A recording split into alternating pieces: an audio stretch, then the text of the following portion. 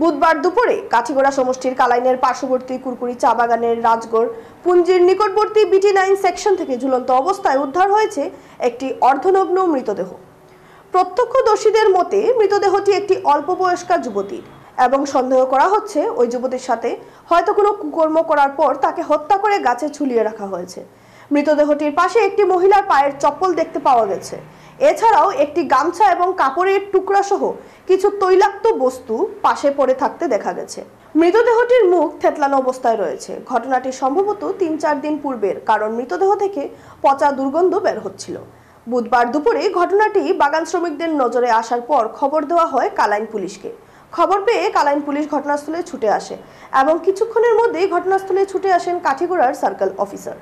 Police মৃতদেহটিকে উদ্ধার করে ময়নাতদন্তের জন্য শিলচর মেডিকেল কলেজ ও হাসপাতালে পাঠিয়ে দেয়।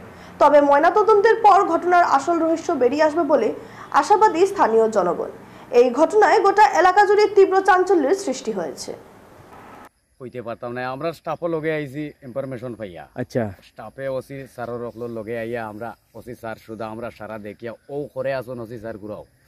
আচ্ছা, আরো আসুন হেড স্যার, আরো আইতরা আপনার সার্কেল অফিসার। আচ্ছা, ঘটনাটা কি হইছে হোসেন? ঘটনাটা তো মানে ফার্স্ট লাগাইয়া জুলাইল। আচ্ছা, এমনি তো আকৃতি দেখার বর্তমানে নারী মানুষের মতো, কিন্তু আমরা তো এখন উঠাইতে গিয়া পরে দেখুন কাপড় চোপড় খুললে তো বুঝবো। এমনি উদলা আর হাফ প্যান্ট একটা লাগাইল, মাটি ভরে মানুষটা লটকাইল। ও গাত কাপড় নাই না, এটা অন্য কিছু হইছে নি ঘটনা? এটা তো আমরা কইতে পারতাম না স্যার, দেখলে বুঝতে পারবো, আপনারাও যাই।